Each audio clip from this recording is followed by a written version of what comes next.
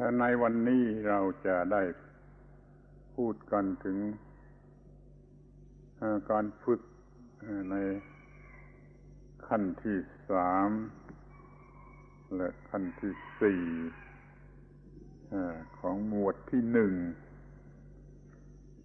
1คือหมวดกายา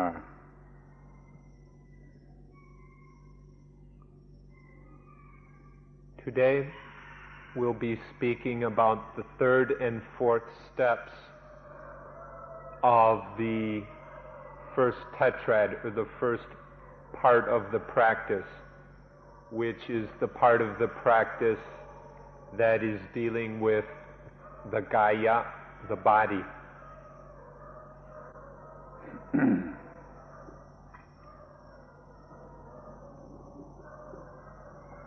ในขั้นนี้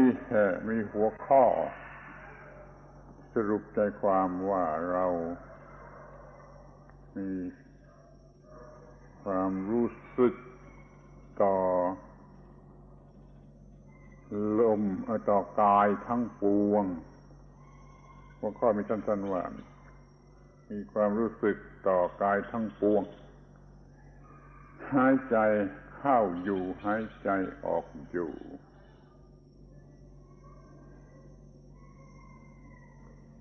In this step 3, there will be the awareness or feeling of all bodies.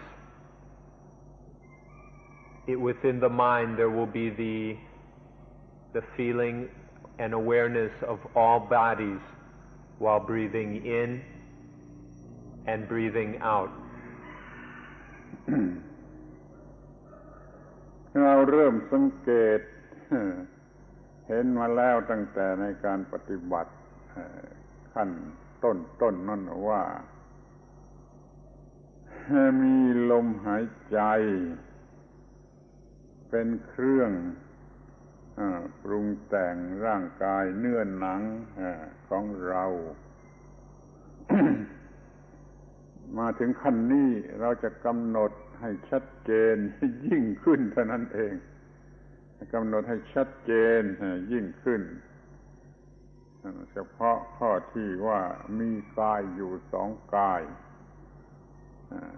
ชัดเจนด้วยและทำอยู่ตลอดเวลาที่หายใจเข้าหายใจออกด้วยผู้ปฏิบัติก็จะต้องย้อนระลึกไปถึงความสังเกตที่เริ่มรู้สึกมาแล้วว่ามีลมหายใจเป็นเครื่องปรุงแต่งร่างกายเดี๋ยวนี้เราจะแยกออกเป็น2เรื่องแล้วก็เรียกว่ากายด้วยกันทั้งนั้นลมหายใจก็เรียกว่ากายในความหมายที่ว่ามันเป็นหมู่หรือเป็นกลุ่มเนื้อหนังร่างกายนี่ก็เป็นกายเพราะมันเป็นหมู่หรือเป็นกลุ่มมันก็มีอยู่2กลุ่มกลุ่มหนึ่งคือลมนั่นก็ปรุงแต่งกลุ่มกายคือเนื้อหนังขอให้แยกแยะให้เห็นชัดว่ามีอยู่2กลุ่มและปรุงแต่งกันอยู่อย่างนี้แล้วเพ่งให้หนักเข้าหนักเข้าหนักเข้าจนเห็นชัด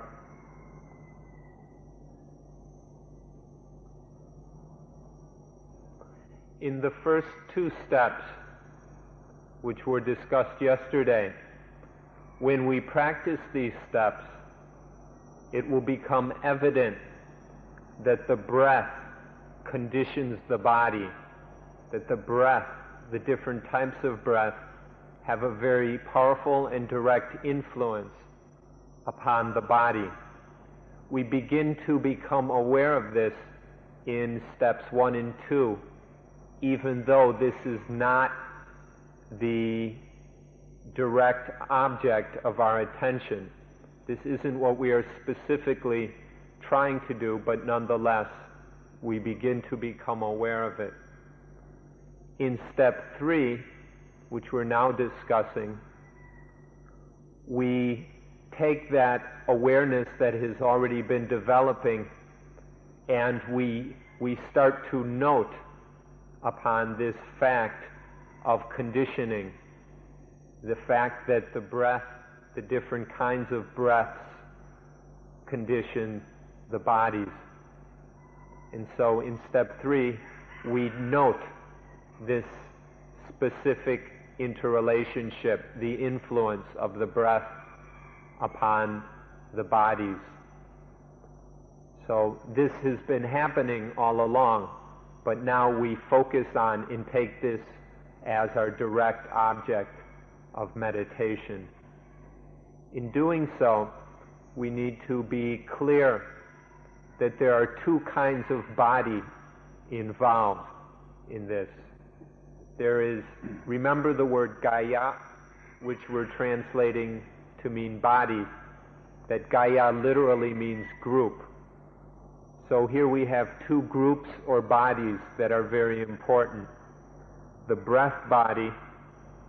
and the flesh body. We need to see that these are 2 different kinds of bodies,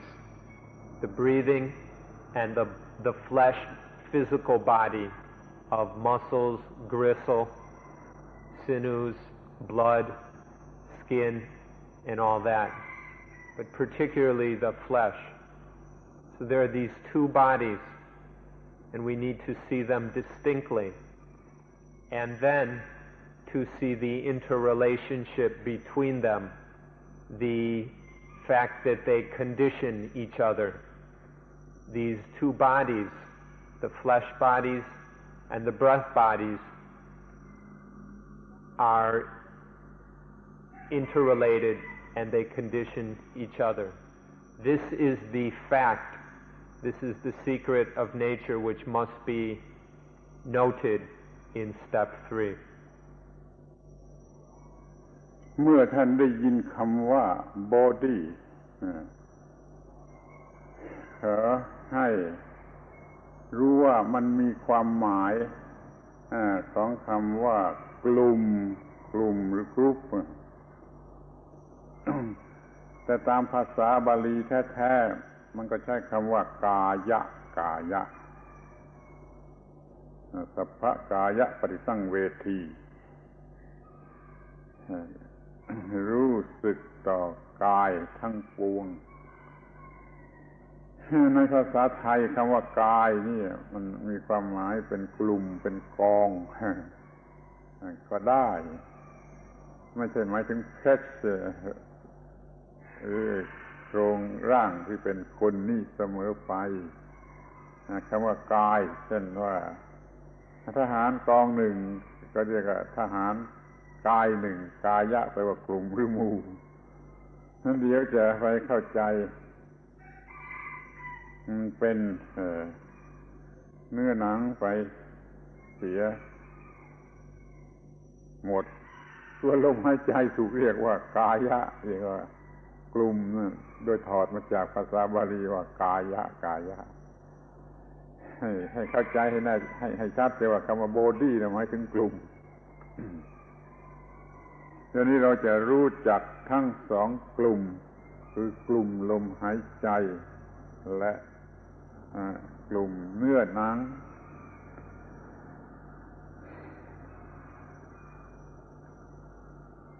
Now when you hear this word body, always remember that it has the meaning of group as well. The original word the Buddha used was Gaya, and this word also occurs in Thai and is pronounced Gai. Both Gaya and Gai have the meaning of group. And so when we're talking about the body or bodies, we're talking about groups of things, a group of components which have been gathered together. The word body or group or Gaya does not only apply to the physical human form which we carry around or which walks around and we identify with it. This word Gaya or body can apply to other things. For example, the word in Pali for the infantry, for the part of the army which attacks, is Gaya, is another kind of Gaya. And this word for body is used for also a group of soldiers. And it can be used in different ways. So when we're in this step 3, which is described by the Buddha as Sappa Gaya Patisangveti, which means experiencing all bodies. To understand what experiencing all bodies means, we have to have the correct understanding of what we mean by the word body, or by Gaya. And the body, or bodies that most specifically must be experienced in this part of the practice, are the breath body and the flesh body. แต่ว่า ความมุ่งหมายอันแท้จริงของขั้นนี้นั้นก็คือต้องการให้รู้ว่ามีอยู่2 กลุ่มแล้วกลุ่มหนึ่งปรุงแต่งหรือหล่อเลี้ยงหรือสนับสนุนอีกกลุ่มหนึ่งคือกลุ่มลมหายใจนั่นแหละหล่อเลี้ยงกลุ่มร่างกายเพราะว่าเราได้ทำความสังเกตรู้สึกมาตั้งแต่ขั้นต้นๆแล้วเช่นรู้สึกว่าเมื่อลมหายใจหยาบ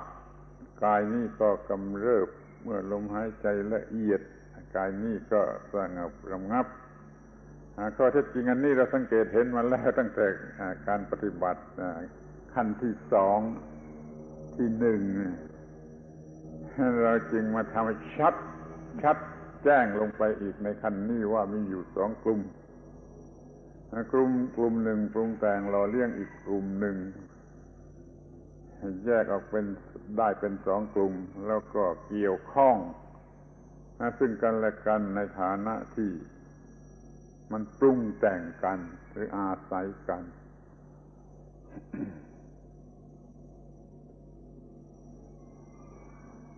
But the specific meaning,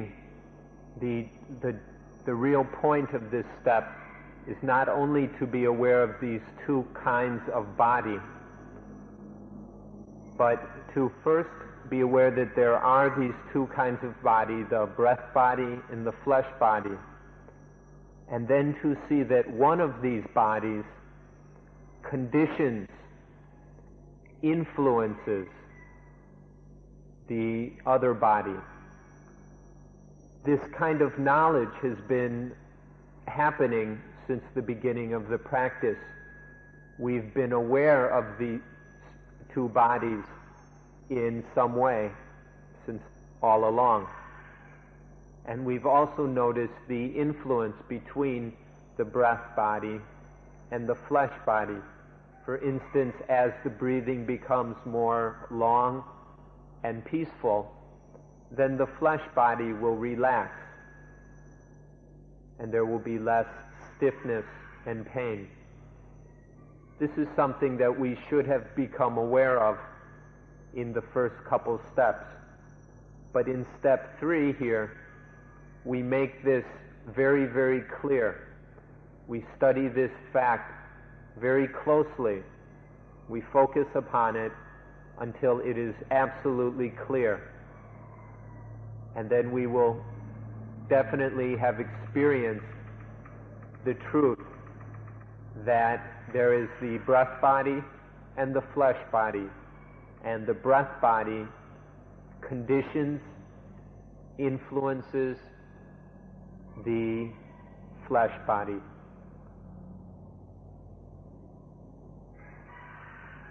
เดี๋ยวนี้เราก็ทำความรู้สึก หรือว่าการเห็นด้วยใจการเห็นด้วยใจว่า2 กายปรุงแต่งกันอยู่อย่างนี้แล้วก็เราก็เรียก ไอ้กายที่เป็นผู้ปรุงแต่งนั่นแหละว่ากายสังขารกายสังขาร body conditioner เสียกายหนึ่ง แล้วก็อีกกายหนึ่งก็เป็นกายที่ถูกปรุงแต่งเป็น conditioned ทำในใจเห็นเหมือนกับว่ามันเป็นเรื่องทางวัตถุเห็นไอ้กลุ่มหนึ่งปรุงแต่งกายหนึ่งหล่อเลี้ยงไอ้กลุ่มหนึ่งอยู่ขึ้นด้วยกันลงด้วยกันหยาบด้วยกันละเอียดด้วยกันสะดวกด้วยกันไม่สะดวกด้วยกันเพราะว่ามันเนื่องกันอยู่เป็นอย่างยิ่งอย่างนี้เรียกว่าเราเห็นกายทั้งหมดคือทั้งสองกายเดี๋ยวนี้มาดูกายสองกายพร้อมกันคราวเดียวกันว่ามีอยู่สองกายปรุงแต่งซึ่งกันและกันนี่ก็มีประโยชน์มาก ในทางที่เห็นความจริงกว้างไกลออกไปถึงเรื่องอนัตตาจะได้เห็นว่ามันเป็นเพียงการปรุงแต่งของธรรมชาติไม่ใช่มีอัตตาไม่มีเซลล์ไม่มีโซลอะไรอันนี้ก็มีประโยชน์สูงขึ้นไปเป็นการรู้ล่วงหน้าแต่ว่าเดี๋ยวนี้เอาแต่เพียงว่าเราจะรู้ความจริงข้อนี้เพื่อสามารถควบคุมกายเนื้อนี่ให้สงบระงับโดยการควบคุมกายลมหายใจ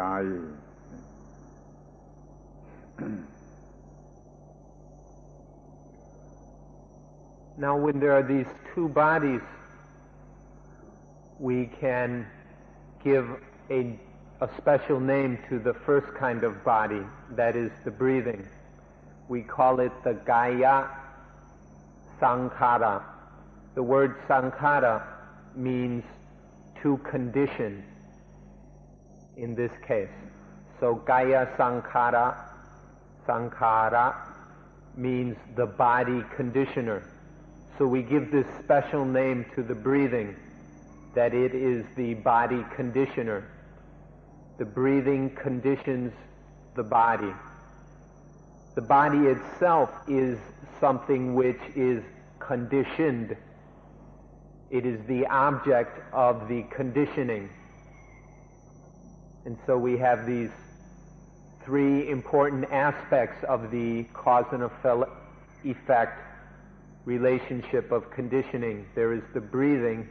the body conditioner, the body, that which is conditioned, and there is the process of conditioning that interrelates the two of them. And as this is seen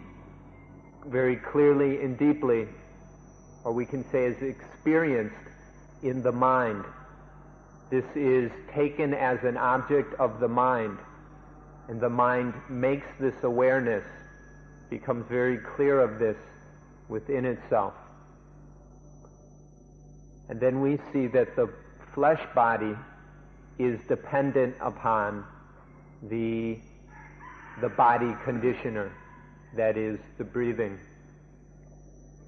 This is seeing on a material level the truth of anatta, not soul, not self. Because in seeing this interrelationship, that there is nothing but this process of conditioning, then there is the beginning of the realization of the truth of anatta. However, this is not the understanding of this truth of anatta is not the specific object of this step. We're just pointing out that even at this point there begins to be some understanding of this deep universal truth. But the essential thing is to realize the interrelationship of dependence in conditioning between the body conditioner, the breathing, and the flesh body.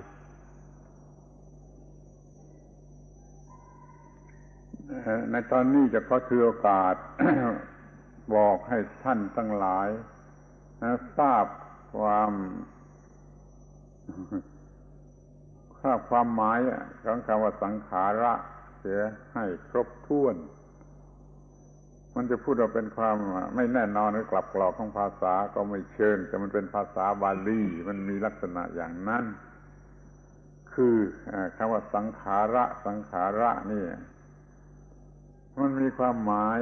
เป็น conditioner ก็ได้เป็น conditioned ก็ได้เป็น conditioning ก็ได้คือมันมีความหมายเป็นผู้ปรุงแต่งก็ได้ก็เรียกว่าสังขาระเหมือนกันมีความหมายว่าถูกปรุงแต่งก็ได้มันก็เป็น conditioned แล้วมันมีความหมายถึง in the act ก็เลยเป็น conditioning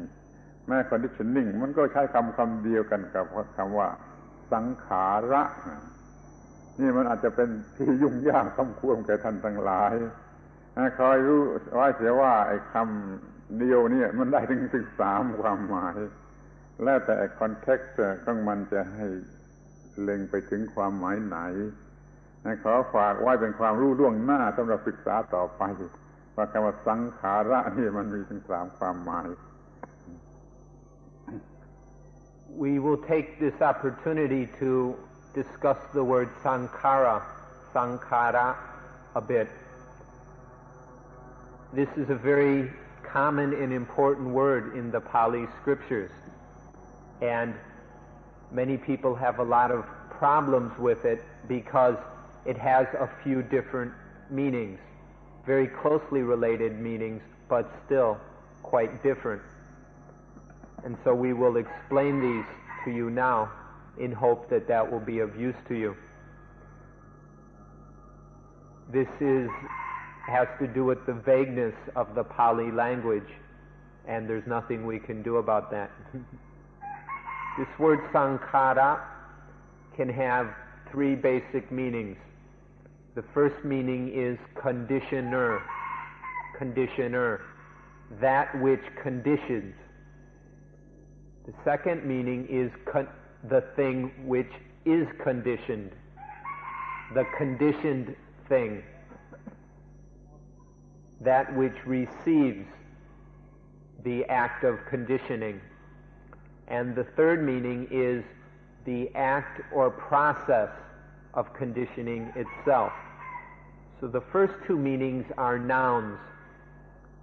The thing which conditions something else, and second, that thing which is conditioned. The first meaning is the subject of the conditioning, and the second meaning is the object. And then the third meaning is the verb which describes the act of conditioning itself. So there are these 3 different meanings of the word sankhara, and you need to be aware of all 3. Because in spite of these 3 distinct processes or things, we use the same word, sankhara. So in summary, sankhara means 1, the conditioner; 2, that which is conditioned; and 3, the act of conditioning.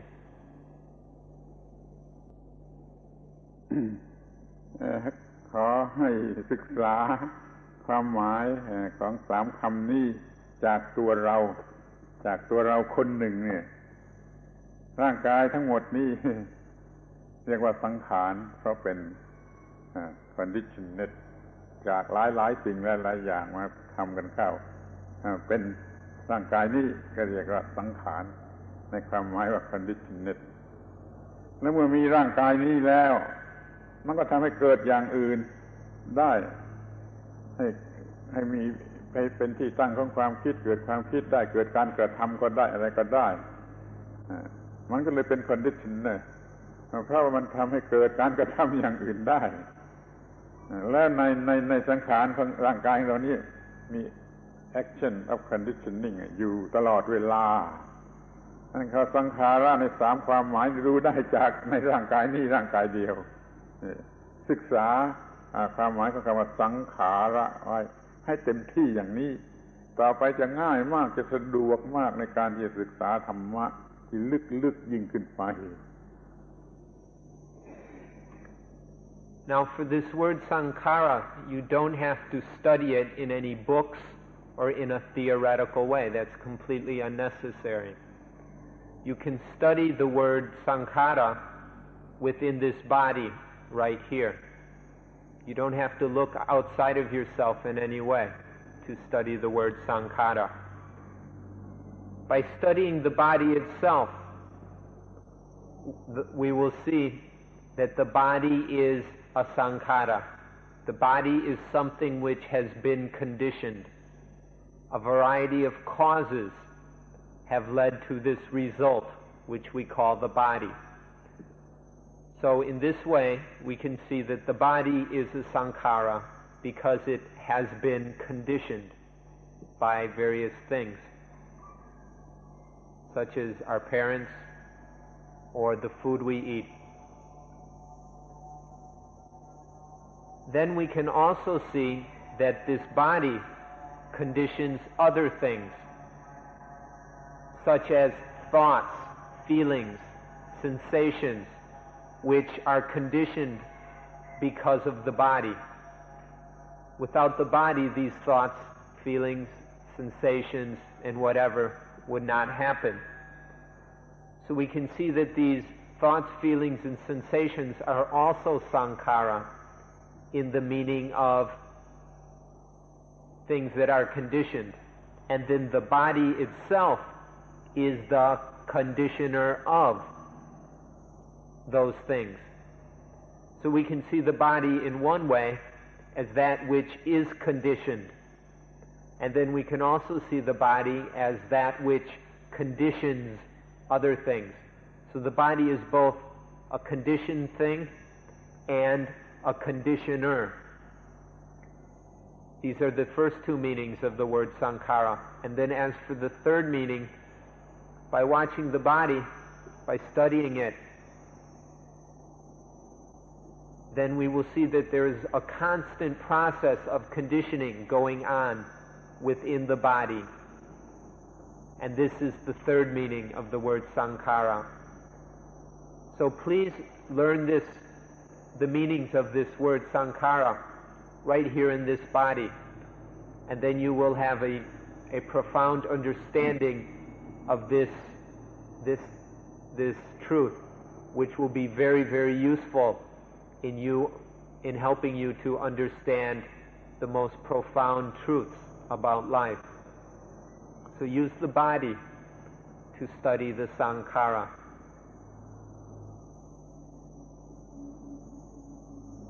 ดังนั้นในการปฏิบัติขั้นที่สามนี้ที่ว่ารู้กายทั้งปวง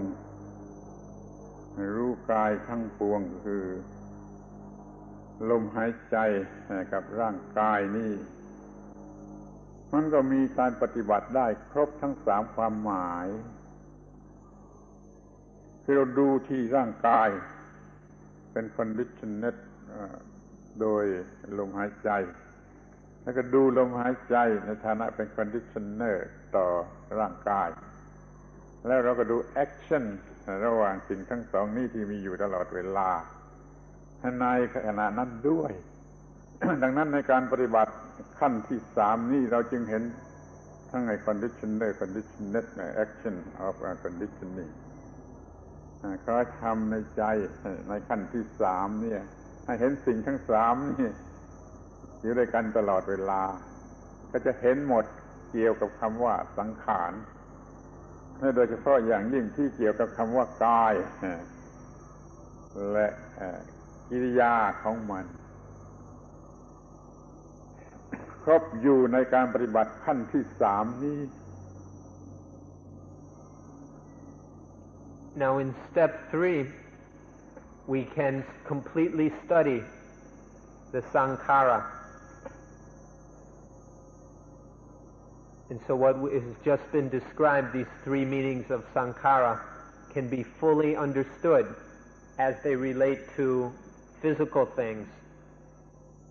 by fully practicing step 3 of mindfulness of breathing.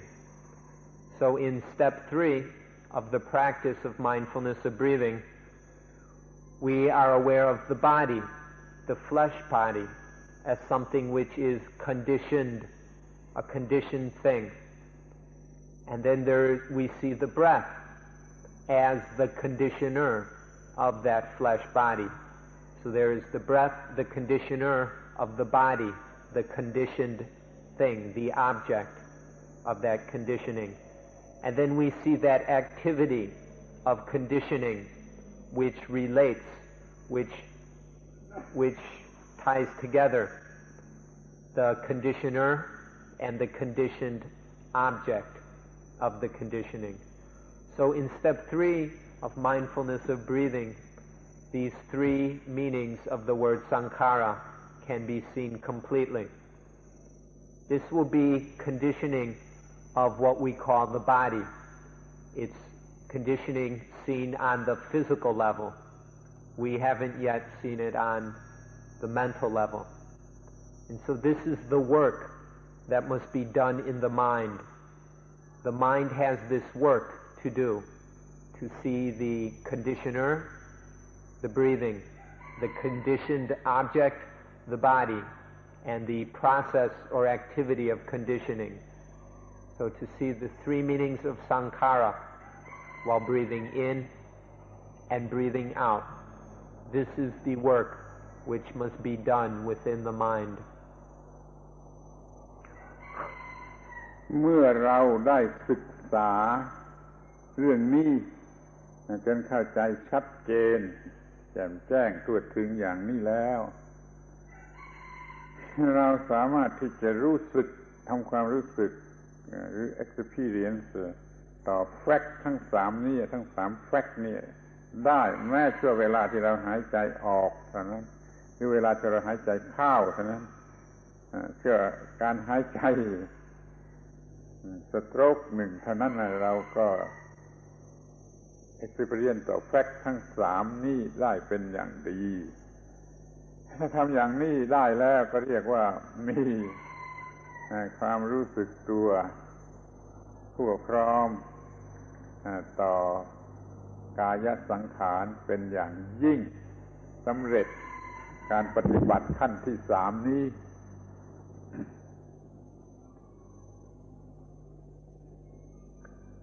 So in step 3, there is the awareness of these three facts of the three meanings of the word sankhara as they relate to the breathing in the body. These facts are clearly seen within the mind with every in-breath and every out-breath. And this is the meaning of fully experiencing all bodies. The Buddha said that step 3 of this practice is fully experiencing all bodies.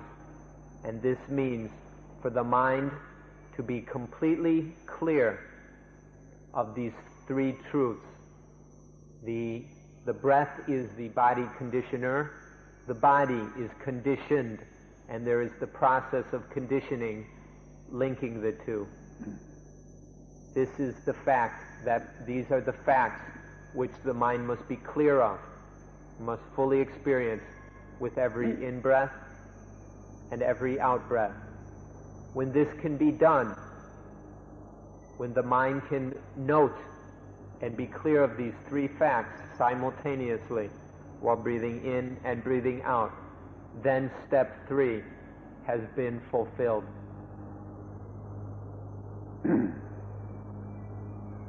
สรุปความใจความสำคัญของการปฏิบัติขั้นที่3นี้ก็คือรู้ว่ามีกาย2กายแล้วสามารถบังคับกายหนึ่งได้โดยทางอีกกายหนึ่งคือบังคับกายเนื้อนี้ได้โดยทางกายลมมีความแน่ใจมีค ความเห็นอย่างแจ่มแจ้งในความจริงข้อนี้แล้วหายใจเข้าออกอยู่หายใจเข้าออกอยู่โดยความเห็นอย่างแจ่มแจ้ง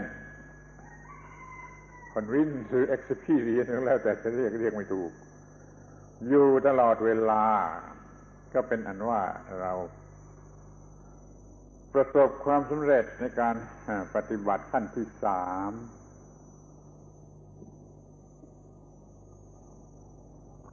So to summarize this, when it is clearly seen within the mind, when the mind is fully aware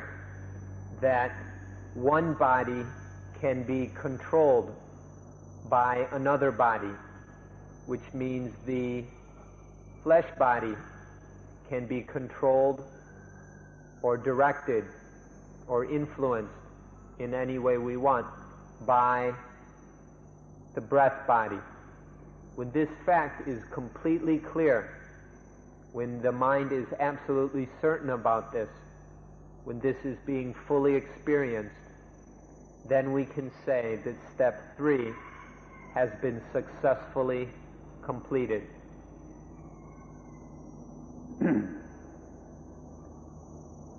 ขั้นเรารู้ว่าเราบังคับกายเนื้อได้ทางกายลมอย่างนี้แล้วเราก็เริ่มการปฏิบัติขั้นที่สี่ที่เรียกว่าทำกายสังขารให้ระงับทำกายสังขารให้ระงับหลังจากเรารู้ว่าเราบังคับกายเนื้อได้โดยทางกายลมแล้วเราก็สามารถที่จะทำอย่างนั้นที่จะอธิบายกันต่อไป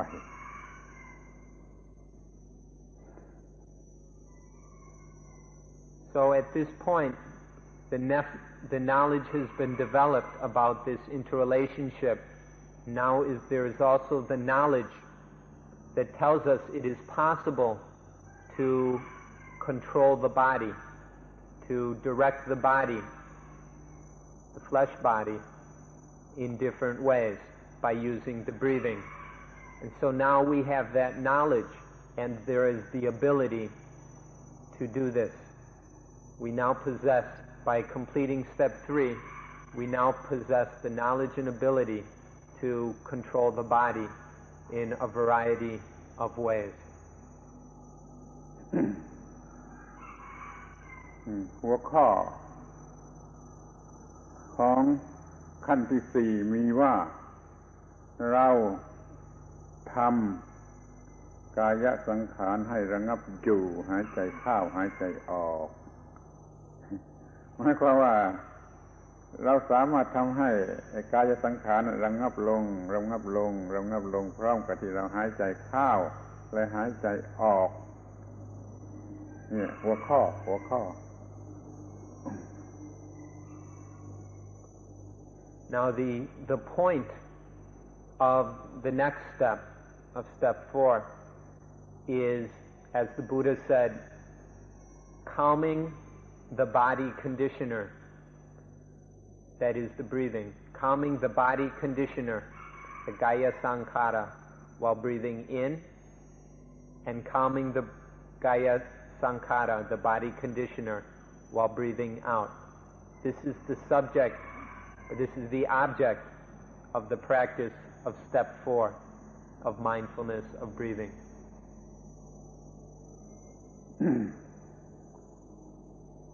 ใจความก็คือว่าทำกายลมให้ระงับคือให้ละเอียดให้ระงับให้ประณีตลงโดยวิธีต่างๆโดยวิธีเทคนิคต่างๆที่มันมีอยู่ถ้าเราทำกายลมให้ระงับได้มันจะเกิดผลอีกมากคือว่าทำให้กายเนื้อระงับแล้วจะให้เกิดความระงับขึ้นไปถึงจิตใจด้วยยังมีผลข้างหน้าอีกมากแต่บทเรียนอยู่ตรงที่ว่าทำกายลมให้ระงับแล้วก็จัดการเฉพาะกับกายลมเป็นข้อแรก Now note the specific wording of this step, calming the body conditioner. That means calming the breath body, using a variety of techniques and methods which we have learned about already from the complete and successful practice of steps 1, 2, and 3. We will have a variety of techniques to experiment with and use in order to calm the breathing. And so in step 4, the specific object of practice is calming the breathing, calming the body conditioner. As this is done, there will be very interesting and powerful results. First of all, by calming the breath body, as we've already been told, the flesh body will also become very calm, relaxed, and tranquil. And then as the flesh body becomes calm and relaxed, the mind will also become very calm. This is a very interesting point which will be perfected in step 4, that by calming the breathing, the body is calmed, and in addition, the mind becomes very calm. So this is the first point to be considered in the practice of step 4. เรามีวิธีหรือเรียกว่าอุปายวิธีซึ่งในภาษาไทยเราก็เรียกว่าเคล็ดมีลักษณะคล้ายกับทริคมีลักษณะคล้ายกับทริคอย่างหนึ่งซึ่งท่านจะเรียกมันว่าเทคนิคหรืออะไรก็ตามใจแต่เรามีอุบายวิธีที่เหนือกว่าที่จะทำกับสิ่งที่มันต่ำกว่าหรือโง่กว่าอย่างนี้เราเรียกว่าอุบายวิธีท่านจะเรียกว่าเทคนิคหรืออะไรก็แล้วแต่ไม่ทราบข้อนี้ไม่ทราบเรามีเคล็ดหรือมีทริคที่จะกระทำกับลมหายใจเนี่ยซึ่งเราจะสรุปเป็นใจความสั้นๆได้สัก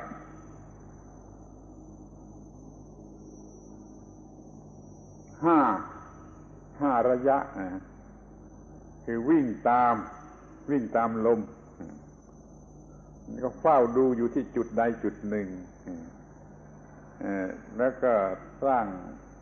มโนภาพ imaginative object ขึ้นที่ตรงที่เฝ้าดูแล้วก็บังคับมโนภาพเหล่านั้นให้เปลี่ยนแปลงได้ตามที่เราอยากจะให้มันเปลี่ยนแปลงเพื่อให้เรามีอำนาจอยู่เหนือมันแล้วเราก็เลือกเอาอย่างใดอย่างหนึ่งมากำหนดอย่างยิ่งเป็นคอนเซนเทรตจนกว่ามันจะมีความระงับจริงเราเลยได้เคล็ด5 ขั้นตอนวิ่งตามเฝ้าดูสร้างมโนภาพขึ้นที่นั่นบังคับมโนภาพต่างๆได้แล้วก็เลือกเอาอันหนึ่งเพื่อเป็นนิมิตของสมาธิโดยเฉพาะจนกว่าจะเกิดความระงับสมบูรณ์ Now in the practice of step 4, we have what can be called a skillful means, or maybe a technique, or possibly we could call it a trick, depending on how we want to translate the word or how we want to look at it. But for doing things, there are often rather crude and coarse ways of doing something.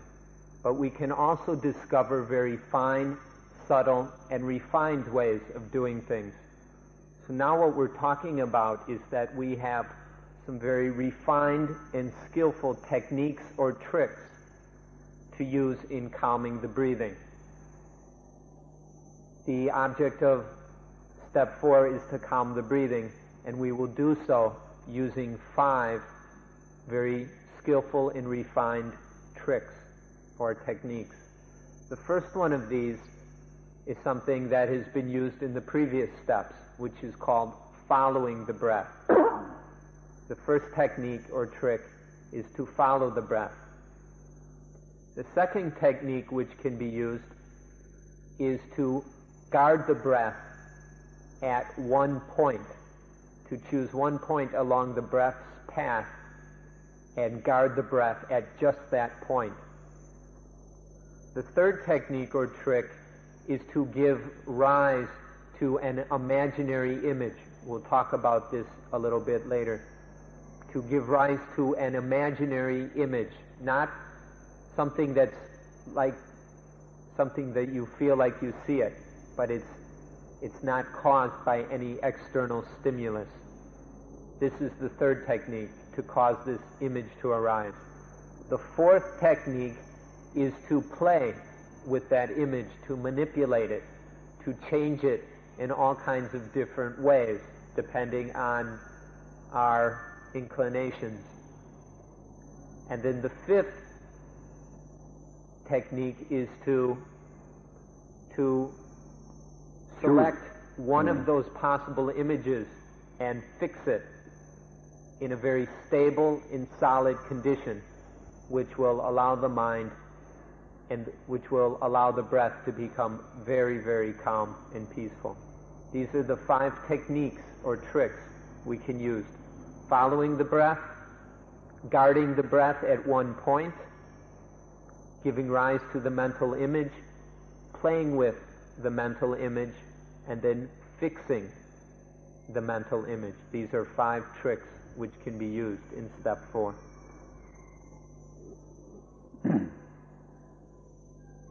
ที่นี่สำหรับ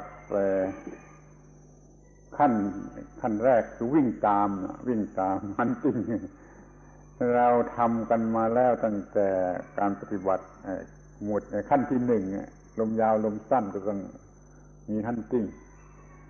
ก็ซ้ำอีกทีหนึ่งมีการวิ่งตามอย่างนั้นซ้ำมาอีกทีนึงให้คล่องแคล่วที่สุดในการวิ่งตาม นี่ไม่ต้องอธิบายแล้วเพราะว่าทำมามากแล้วในขั้นต้นขั้นที่1ที่2ที่มาถึงขั้นที่ว่าเฝ้าดูเป็น watching เราก็มีที่จะเฝ้าดูเราไม่ต้องวิ่งตามแล้วเราจะเฝ้าดูอยู่ที่จุดใดจุดหนึ่งมันก็มีผลเท่ากันนะเพราะว่าจิตนี่หรือสตินี่ไปไหนไม่ได้ต้องอยู่ที่จุดนั้นคอยเฝ้าดูลมผ่านเข้าผ่านออกมันก็มีผลเท่ากับวิ่งตามแต่ว่ามันประณีตกว่าวิ่งตามมันประณีตกว่าโดยมากเราก็ใช้จุดที่สุดของลมกระทบที่ปลายจมูกสุดจมูกด้านในที่ลมกระทบที่ตรงนั้นง่ายสะดวกเว้นแต่ว่าถ้าท่านจะเป็นนิโกรจมูกมันต่ำฝีปากมันสูงมันอาจจะกระทบที่ริมฝีปากนี่ก็ได้ก็ดูเองว่ามันกระทบที่ตรงไหนสังเกตได้ง่ายที่สุดมันก็จะต้องเอาที่ตรงนั้นแหละมันง่ายดีท่านเป็นฝรั่งจมูกมันโค้งอย่างนี้มันก็จะกระทบที่ตรงนี้แต่ท่านเป็นนิโกรอาจจะกระทบที่ตรงนี้ก็ได้เราเลือกเอาที่ตรงง่ายที่สุดเพราะนั้นในที่ทั่วไปนี่เราหมายถึงที่แบบจุดจมูกนี่จะเฝ้าดูอยู่ที่ตรงนั้นมีจิตมีสติมากำหนดอยู่ที่ตรงนั้นหายใจเข้าอยู่หายใจออกอยู่หายใจเข้าอยู่หายใจออกอยู่โดยจิตคอยเฝ้าดูอยู่ที่ตรงนั้นนี่แหละเคล็ดขั้นที่2 The first of these tricks we don't have to discuss in great detail because you've already heard about it. This technique of following the breath or hunting the breath, chasing the breath in and out, has been used in steps 1, 2, and 3. So now here at the beginning of step 4, we just perfect this hunting or following of the breath. Once this can be done perfectly, then we move on to the second trick. The second trick is to choose one point along the breath's path and to watch the breath or guard it at that point. The easiest point to use for a variety of reasons is the place in the nose where you most easily feel the in-breath. When you breathe in, you will feel some point in the nose on the inside where the air touches the skin. It's a physical sensation. So to do this second trick, we must identify that point. For each of us, the point will be in a different place. It depends on the physiognomy or the shape of the nose and lip. For people who have a hooked nose that's bent down, they maybe will feel this point very high up in the nose. Some people, if they have a squat nose, may feel that point more on the upper lip. So it's going to be different for everyone. It's not important exactly where that point is, but just that you find that point somewhere in your nose or maybe even on the upper lip where you feel the breathing. If you can feel this point by breathing normally, then that's fine. If you can't feel it with normal breathing, then you can identify it with a few strong breaths. Once you find this point, which should always remain in about the same place, unless the shape of your nose changes, then you guard that point. As the breath passes in and out, the mind stays right at that point and then watches the breath go in and out.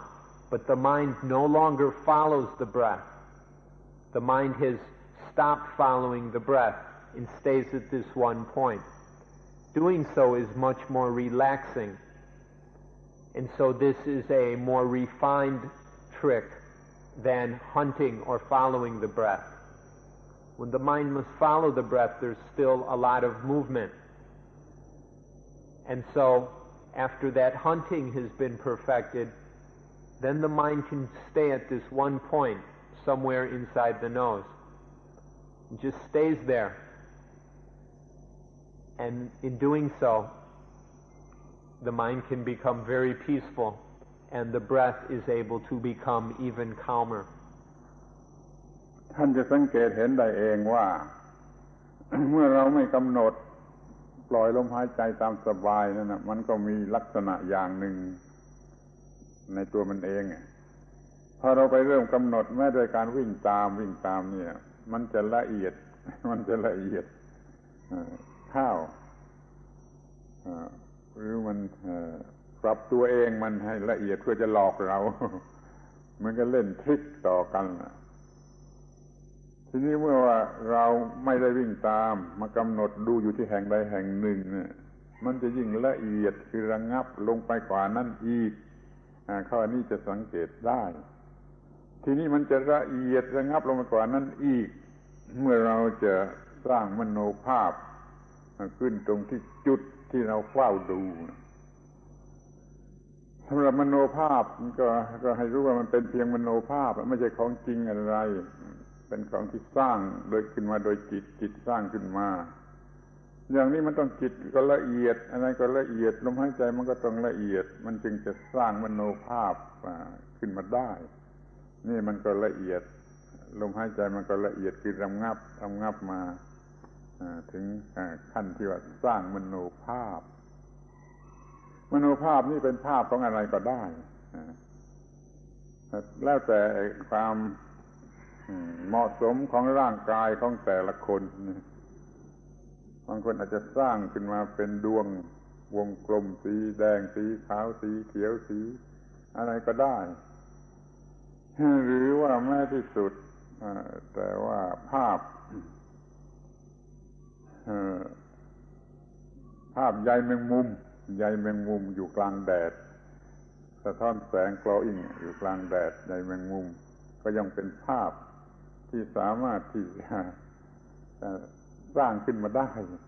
ไม่จะเป็นภาพดวงดาวก็ได้พระจันทร์ดวงจันทร์ก็ได้ดวงอาทิตย์เล็กๆก็ได้แล้วแต่ใครจะสร้างขึ้นได้เพียงแต่น้อมใจไปมันก็จะเกิดขึ้นเองเพราะว่าเป็นเรื่องของจิตใจแล้วก็สามารถสร้างมโนภาพขึ้นที่จุดนั้นได้สำเร็จเป็นทริคที่สาม We can, let's back up a little bit to the very moment we began to watch the breathing. If one is observant, one will see that as soon as the mind begins to become aware of the breathing, the breath will begin to become peaceful. Just the act of the mind starting to be aware of the breath calms the breath a bit, makes the breath a little more relaxed. So in following the breath, using this technique, the breathing begins to calm down. Then, taking a more refined trick, such as staying at this point in the nose, the breathing calms down even more. When this has been done, then it's time to use the third trick, which is even more refined than the previous two. This third trick is called giving rise to the mental image, or creating a mental image. By mental image, we mean some object of the mind which appears to be visual, but it is not seen with the eyes. You can close the eyes and you still see it. You can open the eyes and you still see it. It's very similar to an hallucination. But this is not something that comes out of who knows where, but is something that the mind can create by itself to use as a trick, as a skillful means for calming the breathing. This mental image can have a variety of different shapes, which depend on whatever the mind wants to create. It can look like a candle flame, for instance, or it can look like a drop of water, or a spider's web in the sunlight, or a small cloud, or a puff of cotton, a wisp of smoke. It can look like the sun, or the moon, or different kinds of things. There are a variety of images which can arise, and it will depend on what the mind wants to create. In creating this, the mind will create the image at that very same point that you have been guarding the breath. So in step 2 of guarding the breath at one point in the nose, then as concentration deepens at a certain point, the mind can create a mental image at that very same point. And whether the eyes are open or closed, the mind sees that image. But this is a kind of seeing that doesn't involve the eyeballs or the optic nerve. It's a mental seeing. And this is why we call it a mental image in trying to describe it. And this image can then be used in step 2, can be used to calm the breathing. This is step 3, creating or giving rise to this mental image. ทีนี้เราก็มาถึงทริคที่ 4ให้เราบังคับให้image เหล่านั้นเปลี่ยนไปตามที่เราต้องการเป็น image อันนี้แล้วเป็นอันนั้นเปลี่ยนเป็นอย่างนั้นอย่างนี้อย่างนั้นได้ทุกอย่างตามที่เราต้องการนี่เป็นเรื่องที่ทำได้เพราะว่าจิตมันเป็นอย่างนั้นเองแล้วมันก็ทำได้โดยง่ายตามสมรรถนะของจิตแต่พร้อมกันนั้นมันก็สร้างสมรรถนะให้แก่เรา สามารถบังคับจิตได้ยิ่งขึ้นมาเราสามารถบังคับจิตได้กว่าแต่ก่อนจิตนี่มันก็ประณีตละเอียดตามโดยอัตโนมัติลงไปละเอียดประณีตลงไปตามโดยอัตโนมัติของมันเองมันระงับลงไปจนเราสามารถทำให้ระงับถึงที่สุดได้ในภายหลังแต่ทีนี้เอาเป็นว่าเราจะบังคับ imaginative object เหล่านี้ให้มันเปลี่ยนไปได้ตามที่จิตน้อมนึกไปอย่างไรมันเปลี่ยนไปได้อย่างนั้นนี่เป็นทริคเหมือนกันยังจะคงเรียกว่าทริคเหมือนกันไม่มากไปกว่านั้นแต่ก็สูงขึ้นมาแล้วก็สามารถทำให้เรามีความสามารถมีอินฟลูเอนซ์เหนือจิตมากขึ้นแล้วมันก็ระงับลงไปโดยอัตโนมัติขั้นที่4บังคับมโนภาพได้ตามที่เราต้องการที่ให้จิตระงับหรือให้ลมระงับถ้าเราเปลี่ยนมโนภาพได้แต่ไรมันก็ระงับลมหายใจจะระงับโดยอัตโนมัติถ้าต้องเป็นลมหายใจที่ระงับลงไปกว่าเดิมจึงจะสามารถเปลี่ยนได้เดี๋ยวจิตยังไม่ถึงให้ลมหายใจนี่ละเอียดลงไปก่อนพูดถึงลมหายใจก่อนลมหายใจก่อนครับ Now once step 3 has been done, when this mental image or imaginary object has been created, then it is time for trick number 4. Now trick number 4 is to change or manipulate that imaginary object in a variety of ways. Since the mind created this thing in the first place, then the mind should have the ability to change it, to manipulate it, to play with it. So in step 4, the mind starts to play with this, and in doing so, it calms the breathing. For this image to change, the breath must become steadily more and more peaceful. And as the breath becomes more peaceful, the image will change. And so this is involving a relationship between the mind and the breathing. And so in this continuing the process of step 4 of calming the body conditioner, calming the breathing, this image is changed in different ways, in whichever way the mind feels like it. It depends on the mind's inclinations and preferences, or whatever ideas occur to the mind. And then the image can be changed in different ways. And this is experimented with in order to calm the breathing more and more. So this image can be made bigger. Whatever the image is, it can be made very big until it's as big as the sun. It can be shrunk down till it is very, very small.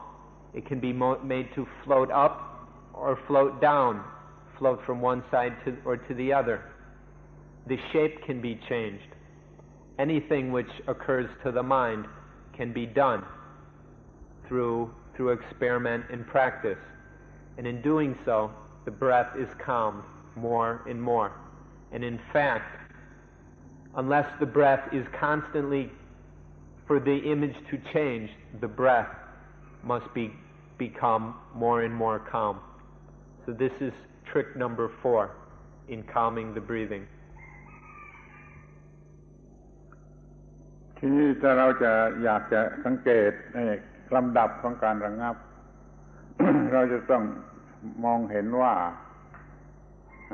เมื่อเราทำอยู่อย่างนี้ลมหายใจมันจะ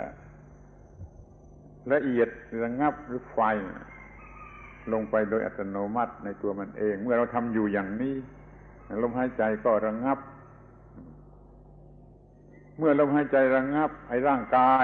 ายนี้มันก็จะระงับลงไปตามโดยอัตโนมัติทีนี้เมื่อร่างกายระงับมันก็มีผลไปถึงจิตจะได้รับผลเป็นความระงับจิตก็จะพลอยระงับตามสัดส่วนแต่ยังไม่ใช่ความมุ่งหมายในที่นี้เพราะว่าทำจิตให้ระงับจะมีความมุ่งหมายในขั้นต่อไปในขั้นนี้ทำลมหายใจให้ระงับแล้วร่างกายก็จะระงับแล้วจะมีผลไปถึงจิตด้วยนี่เราสังเกตความระงับอย่างนี้ไปพลางก็ได้เหมือนกันLet's consider the process of calming a bit. Remember that in step 4, the object of the practice is the calming of the body conditioners. Also, let me point out, remember we're talking about the first 4 steps now, which have to do with the body. And in this 4th step, there are 5 techniques or tricks. So I hope you can keep these numbers straight. So in step 4, we're using these 5 tricks. The 4th of these tricks is manipulating the mental image. Now, in the process of calming the breath, which begins with becoming aware of the breath, following it, guarding it at one point, creating the mental image, and then manipulating the mental image. All of these are things that can be done, and just by doing them, the breath automatically becomes more peaceful and calm. So, doing these various techniques, learning how to do them and practicing them, experimenting and developing these techniques or abilities, these skills, are ways that will automatically calm the breathing. So you don't have to be bending yourself out of shape trying to calm the breath in a crude way. Use these subtle techniques and learn how to do these various techniques, and the breath will become calm and relaxed automatically, and will become more and more refined and subtle and gentle through using these various techniques. So using the techniques, the breath automatically becomes calmed. As the breath becomes calm, the body, the flesh body, automatically relaxes and becomes very calm. And though we're not specifically concerned with it at this point, we'll point out that as the body relaxes and becomes calm, there is also an effect on the mind, and the mind also becomes more tranquil. So this is done by performing these various tricks, and then there is an automatic calming of the breath and the body. You can, while you're doing all this, you can be aware while doing it that the breath is becoming calm and the body is becoming calm, because you've basically learned about this already, and so to be aware of it as it's happening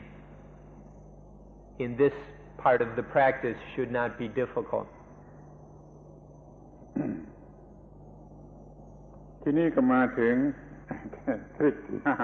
5เราจะเลือกเอาไอ้ image หรือนิมิตเนี่ย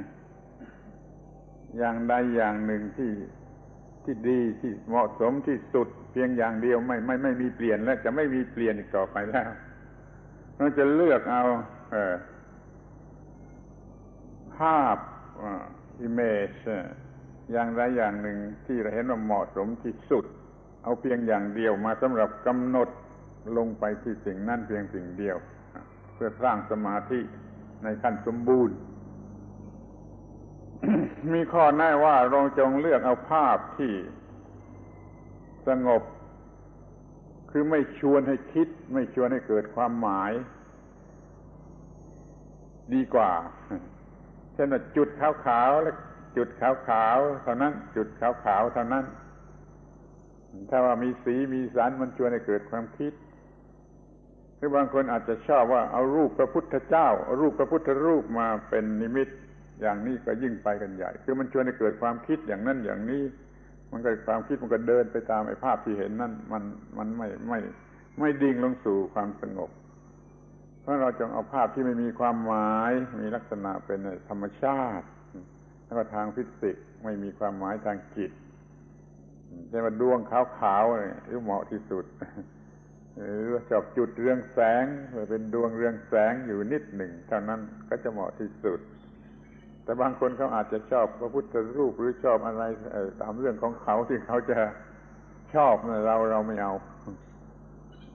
เราจุดที่ง่ายที่จะกำหนดและไม่ก่อให้เกิดความคิดใดๆเราเลือกเอาimage อันนี้ได้แล้วก็เพ่งจิตทั้งหมดลงไปในที่นั้นเพื่อสร้าง concentrated mind โฟกัสลงไปที่นั่นเพียงอย่างเดียวจิตทั้งหมดไม่ซ่านไปในทางอื่นแต่มารวมอยู่ที่จุดนั้นจุดเดียวหลังจากที่ได้เลือก เอานิมิตที่เหมาะสมที่สุดแล้วมาได้แล้วก็กระทำเพ่งสมาธิลงไปที่นั่นนี่เป็นทริคขั้นที่ 5 The fifth trick we can call fixing the mental image. After this fourth trick of manipulating and playing with the mental image, making it do all kinds of things, including change shape and change color. Now we must choose one form or one specific mental image that is most appropriate for calming the mind. Of the variety of mental images and changes that the mind has come across, that has been able to create, we choose one of them which is relaxing and peaceful and easy to focus upon. And then this image is concentrated upon in order for the mind to become very, very peaceful. The best kind of image for this is a very neutral type of image. Often a white sphere or a small spot of sunlight is very good for this, because these are neutral things. They don't excite a lot of feelings, emotions, or thoughts. If you choose an image that will lead to a lot of thinking, then you will not have much success at calming the mind. Or if you choose one that has a very attractive color, it may be fun to look at it, but the mind will not become very relaxed. So it's very good to choose something that is very tranquil, neutral, and calming as the image. Some people like to use a Buddha image. They imagine a picture of the Buddha, and they like to concentrate on this. But this tends to lead to all kinds of thinking and emotions, which is not at all useful. So the best kind of image is something like a soft white neutral sphere. And then the mind can focus upon it and concentrate on that very neutral image. And then there won't be a tendency to get lost in thought, or there won't be a lot of emotions stirred up, or a lot of mental associations. And then the mind can concentrate on that image and become very, very calm and peaceful. This is the fifth trick of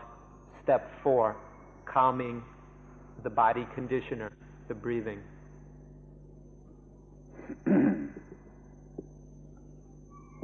เป็นนั้นว่าเราได้ object หรือนิมิตที่เหมาะสมที่สุดมาแล้วสำหรับจิตกำหนดลงไปที่สิ่งนั้นเพียงสิ่งเดียว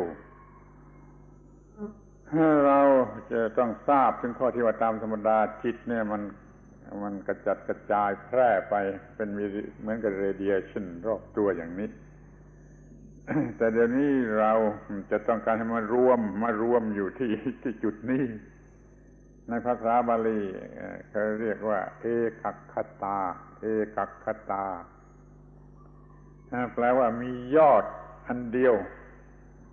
ยอดท็อปเพียงอันเดียวอะไรๆก็มารวมอยู่ที่ยอดนี่เพียงอันเดียวเรียกว่ามียอดจุดเป็นจุดยอดเพียงอันเดียวเรียกว่าเอกคตาถ้าเราทำอย่างนี้มันก็จะมีอาการที่เรียกว่าเอกคตาเพราะว่าไอ้วัตถุนั้นเหมาะสมที่สุดแล้วเป็นจุดกลางเล็กที่สุดแล้วที่จิตจะพุ่งลงไปที่นั่นรวมกระแสจิตให้มันรวมลงไปที่จุดนั้นเหมือนกับเราใช้แก้วนูนๆครบนูนๆมารับแสงแดดแล้วมันรวมแสงแดดเข้าเป็นจุดเดียวลุกเป็นไฟได้ นี่จะเป็นตัวอย่างอุปมาว่าการรวมกำลังทั้งหมดก็มาเป็นจุดเดียวนะมันมีแรงมากเดี๋ยวนี้จิตก็มีโฟกัสอยู่อันเดียวตรงที่วัตถุที่เราเลือกโฟกัสลงไปที่อันนั้นมันเพียงอันเดียวจนมีสิ่งที่เรียกว่าเอกคตาคือมียอดอันเดียวมียอดอันเดียว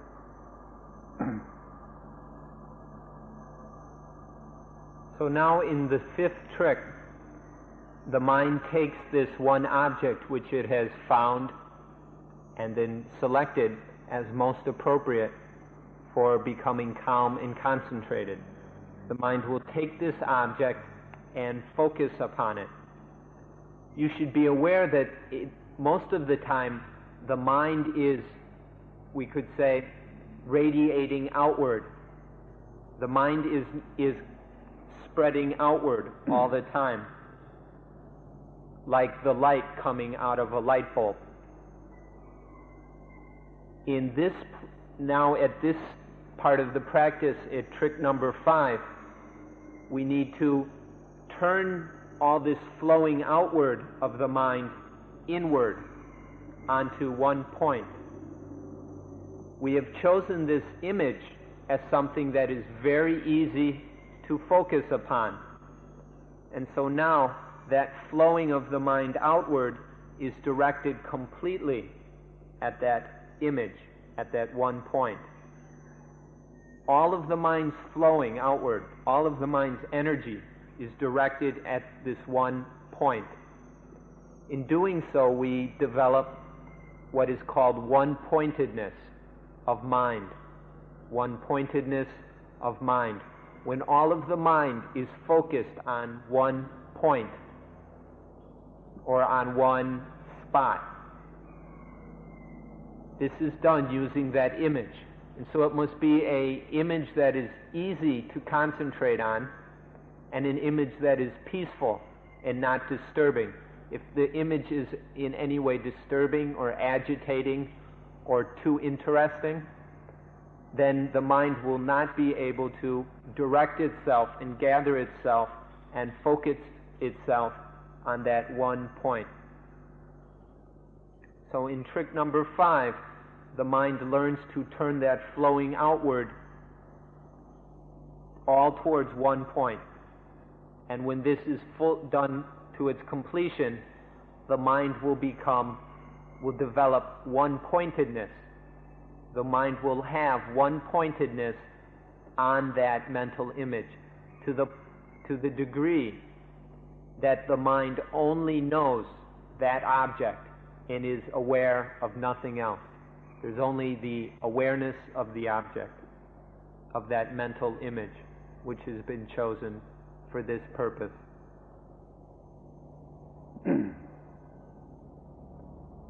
เมื่อมีวันไปเต็ดเน็ตออกมาเนี่ยก็แปลว่าไม่มีความรู้สึกคิดนึกอย่างอื่นใดเหลือเพียงสิ่งที่เรียกว่าองค์ฌาน Factor of Jhana ในขั้นแรกว่ามีอยู่5 องค์คือว่าจิตยังหยาบพอใช้คำว่าหยาบนี่มาถึงหยาบในกรณีนี้นะหยาบพอที่ว่ามันจะทำหน้าที่กำหนด อยู่ที่ object นี่จิตทำหน้าที่กำหนดอยู่ที่ object นี่เรียกว่าวิตกจิต experience ต่อ object นั่นก็เรียกว่าวิจารณ์เพราะมีวิตกวิจารณ์ได้นี่มันก็มีความพอใจคือปีติเมื่อมีปีติก็มีความรู้สึกเป็นสุขอยู่ด้วยในขณะนั้นแล้วไอ้ one-pointedness of the mind ก็ยังคงมีอยู่ตามเดิมเพราะฉะนั้นเราจึงมีแฟกเตอร์ของจิตที่ concentrated ในระดับนี้5อย่างคือวิตกวิจารปีติสุขเอกคตานี่เป็นเครื่องสังเกตว่ามันได้เข้ามาถึงความเป็นสมาธิในระดับที่สมบูรณ์ของขั้นต้นแต่ว่าเป็นสมาธิแล้วโดยสมบูรณ์ยังมีความรู้สึกซึ่งไม่ต้องคิดนึกแต่มันมีเป็นการกระทำเป็นแอคชั่นของจิตอยู่5ประการนี้เราเรียกว่าองค์ฌาน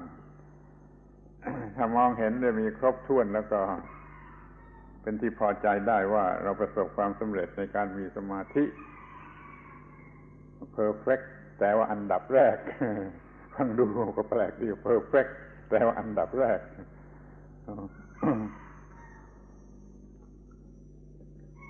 When there is this one-pointedness of mind, when the mind has turned that flow completely towards one point, so that there is no other object of the mind, so the mind is not wandering on anything else. This is one-pointedness. One-pointedness, then, when the mind has developed this one-pointedness, we can say that the mind has reached the first jhana. This is a word that is translated in all kinds of different ways. Some people translate it as the meditation, meaning that this is the first level of perfected concentration. It's also translated as absorption, because the mind is fully absorbed into this object. I'll use the word absorption, or I'll just use the word jhana, the Pali word. So in the first jhana, which happens when there is one-pointedness of mind on that image, there will be no thinking and no conceptualization taking place. However, there will be 5 activities of mind that will be happening within this first jhana. These 5 activities of mind are still relatively coarse and crude compared to the other jhanas, the second, third, fourth, and so on. But compared to the mind that most of us are used to, this is a very refined mind. But in terms of the jhanas, the first jhana is relatively coarse because there are these 5 activities going on.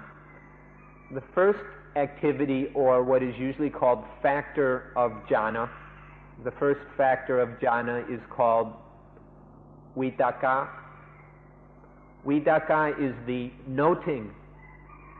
of the object, whatever the object may be. This is the first factor. The second factor is vichara, which is the experiencing of the object, the scrutinizing, the examination of the object, which is in no way conceptual or involving thinking. So these are the first 2 factors. When the mind is able to do these 2 things, it develops a feeling of satisfaction, which is a very pleasant feeling of being successful, at being satisfied at doing this. This is called piti. Piti is the 3rd factor. And when there is piti, there is also a 4th factor which we call sukha, or happiness, joy, bliss. And then the 5th factor of jhana is one-pointedness, which we've already described. So when the mind develops one-pointedness when the mind has one-pointedness on that object, and at this point we probably are still using that mental image, then there will be the 5 factors of jhana. Vitaka, noting the object. Vichara, experiencing the object. Piti, satisfaction. Sukha, joy or bliss. And ekakata, one-pointedness. These are the 5 factors of jhana. In this case, concentration has been perfected, but only on the first level. There are higher levels of perfection of concentration which may seem a bit amusing to you. But at this point there is the first jhana, the first level of the perfection of concentration. อยากจะให้วิจารณ์คำพูดคำนี้อีกหน่อยนึงคือว่าเอกัคคะตาภาษาบาลีให้เรามาแปลว่า one pointedness แต่ถ้าว่าตามตัวหนังสืออักษรของภาษาบาลีเอกัคคะตาแล้วมันแปลว่ามียอดคำว่า point กับคำว่า top หรือยอดนี่จะเหมือนกันหรือไม่ก็ไม่ทราบเพราะว่า point มันอาจจะอยู่ตรงต่ำก็ได้หรือข้างๆโดยรอบไปก็ได้อาจจะเป็นอย่างนี้ก็ได้ในภาษาบาลีจึงใช้คำว่ายอดสุดยอดเดียวเอกะแปลว่าเดียวอัคคะแปลว่ายอดมียอดเดียวเนี่ยมันคล้ายๆกับว่าเป็นยอดสุดของพีระมิดมากกว่าที่จะไปยอดที่นั่นยอดที่นี่ยอดข้างๆหรือยอดตรงข้างล่างยอดต่ำๆไม่เหมาะเนี่ยรู้เองด้วยเถอะว่าลักษณะของเอกคตานั่นมันจะต้องมีลักษณะสูงรวมขึ้นไปอย่างนี้แล้วก็มียอดนี่ยอดเดียวไม่เป็นไรถ้ามันรวมเป็นที่เดียวได้แล้วก็ใช้ได้ แล้วก็ถือว่าเมื่อมีเอกคตาแล้วก็เริ่มใช้ได้แล้วน่าจะยังไม่ถึงขั้นสมบูรณ์ยังไม่ถึงขั้นสมบูรณ์ ถ้าจะมีความเป็นเอกคตาบ้างแล้วมันก็มีสมาธิแล้วในการปฏิบัติในขั้นนี้ในขั้นที่4ของอานาปานสตินี่เราไม่ประสงค์ถึงเป็นฌานโดยสมบูรณ์ก็ได้เพียงแต่ว่ามีสมาธิตามสมควรที่พอมีความรู้สึกปีติ contentment สุข happiness บ้างตามสมควรเพราะว่าเราต้องการจะเอาปีติและสุขเนี่ยมาสำหรับศึกษาต่อไปถ้าทำได้ถึงฌานถึงรูปฌานที่หนึ่งก็ยิ่งดีมันยิ่งง่ายยิ่งดีมากแต่ว่าแม้ไม่ถึงก็ทองเพียงมีปีติมีสมาธิมีปีติมีสุขบ้างก็ใช้ได้ก็ไม่ยากเกินไปใช่ไหมแต่ถ้าทำถึงรูปฌานที่1ที่2ที่3ที่4ได้ก็ยิ่งวิเศษเอาแล้วเป็นนั้นว่ามีสมาธิพอที่จะมีปีติและสุขบ้างก็พอแล้วสำหรับขั้นที่4 I'd like to make a few comments about this word ekakata, which has been translated one-pointedness. Literally, the translation of this word should be when the mind has one peak or pinnacle. The Thai word is the same word that is used either for the very top of a mountain, the peak, or the pinnacle of maybe a pyramid, the peak of a pyramid. It's also used for a growing plant. The very newest part of the plant, the very highest and newest part is the yod. And this is, I've been translating as point, which is the common translation. But if we understand this as a point, We may think of it, it could be any point, a point over here or over there, or some on a very low level. And so we want to point out that the proper meaning of ekaggata, or when the mind has one peak, one pinnacle, is that it's on a high level. The mind is gathered together from low levels up to one peak. And this is the proper meaning of ekaggata. The mind is completely gathered together on one peak. And so it's something that's on a high level. So please understand this. When there is this one peakedness or one pinnacledness of mind, this is called the first jhana, which is a very deep level of concentration. If you can achieve this, that's very good, and it can be very interesting and useful for you. And it's possible to concentrate the mind even further into the second and third and fourth jhanas, which are called the form jhanas. And then there are also the even more refined levels of concentration, which are called the formless or non-material jhanas. But regarding the practice of Anapanasati, those very refined levels of concentration are not necessary. We only need to have a sufficient and appropriate level of concentration to go on in the practice of Anapanasati. So regarding step 4, if step 4 can be developed to the point of one pointedness or one peakedness, very good. And you can take it even further if you wish. But what is necessary, please listen carefully, what is necessary is a sufficient level of concentration. The level of concentration that is sufficient is when there is enough concentration for the piti and sukha to arise. I talked about the 5 factors of jhana. Before there is complete one-pointedness, these factors will arise to some degree. When piti, contentedness or satisfaction, which is a very pleasant, exciting, energetic feeling, and then sukha, which is a more subtle, refined, happy, joyful feeling. When there are these 2 kinds of feelings arising, then there is sufficient concentration. When these feelings are clear enough, are strong enough for the mind to be clearly aware of them, this is a sufficient level of concentration to be able to go on to step 5 of mindfulness of breathing.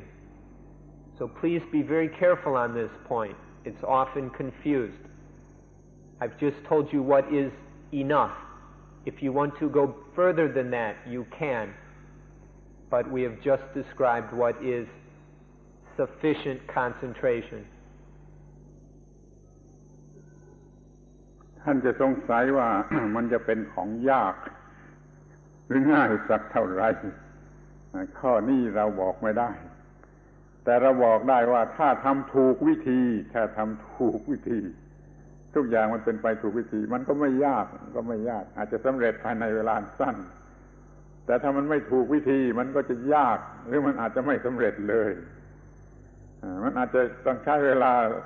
3 วันบ้าง3 สัปดาห์บ้างหรือ3 เดือนบ้างหรือ3 ปีบ้างก็ไม่แน่ถ้าทำถูกวิธีมันก็ไม่ยากจะทำผิดวิธีมันก็ยากท่านก็พยายามศึกษาทำให้ถูกวิธีแล้วก็จะได้รับผลตามที่ต้องการที่เหลือต่อไปนี้ก็ไม่มีอะไรอีกแล้ว นอกจากทำซ้ำจนให้เกิดความชำนาญจนเราทำได้เร็วมากในการที่จะทำจิตให้ทำให้ลมให้ระงับทำกายให้ระงับคือทำให้คล่องแคล่วให้เวลเวอร์ในการกระทำเนี่ยอยู่เสมอแล้วก็อย่าลืมว่าทุกขั้นมีกี่ขั้นกี่ระยะจะต้องกำหนดลมหายใจเข้าและหายใจออกอยู่ด้วยในฐานะเป็นแบ็คกราวด์แห่งสตินั่นคือความมีสติอย่างยิ่งกำหนดรู้ลมหายใจเข้าลมหายใจออกอยู่ด้วยทุกขั้นตอนที่กระทำแล้วก็เป็นว่าเราประสบความสำเร็จในอานาปานสติหมวดที่หนึ่งโดยหลักการมีอย่างนี้หมดเวลาแล้วขอยุติการบรรยายในวันนี้ So now we've been talking about step 4. Many of you might be wondering or thinking that this will be very difficult to do. Let me point out, if you have been paying attention, listening carefully, then you will understand the proper way to do this practice. If you do the practice correctly, it will not be very difficult. However, if you do the practice incorrectly, then it may be very difficult. The point of these talks we have been giving is to clearly explain what needs to be done. Most of you are still at the beginning, working on step 1, and you need to continue doing that until you have completed step 1. But that doesn't mean you don't have to pay attention to step 4. Because if you don't know what to do, then it's very difficult for you to do it. So we're giving as clear instructions as we can so you will understand the proper way to do this practice. If you follow the instructions correctly, if you've been listening, then it will not be so difficult to do the practice. But we don't know if you are going to follow the instructions or not. So to be able to do this might take 3 days, 3 weeks, 3 months, 3 years, or who knows how long. Many people don't like to follow instructions. They prefer to mix everything up with their own ideas and opinions. Or they like to make a hodgepodge of things they've read from books and heard from different places. That's your own choice. You can do what you wish. But if you want to make this practice as easy for yourself and as successful as possible, then we recommend you follow the instructions that we are giving here. We are doing our best to explain the proper way to do this technique correctly and in the easiest, most successful way. Whether you do it in this way is your own choice. And so whether it is difficult or easy is essentially up to you. So this is the how to calm the breathing. The breathing is calmed by developing this one-pointedness or one-peakedness of mind. Once you have developed this one-pointedness once, then you need to practice doing this. The mind needs to become very expert in doing this, so the mind can become one-pointed very quickly. So once this has happened for the first time, then keep working on it. Perfect this ability so the mind can go in and out of this deep level of concentration very easy. Or to put it another way, so the breath can be calmed very quickly. So you must become very well versed in these series of tricks, these 5 tricks that are used to calm the breathing. Become well versed in them, expert, and extremely proficient in them. When you have developed this degree of expertise and proficiency, then step 4 will have been completed. The completion of step 4 is the completion of the first group of steps, or the first tetrad. Tetrad means a group of 4. So the tetrad that is based on the Gaya, the body, is completed when we become proficient in calming the breathing. So we hope that you have understood these instructions so that you will be able to follow them and meet with the highest level of success in your practice. Time is up, and so we request that today's meeting end at this time. Thank you.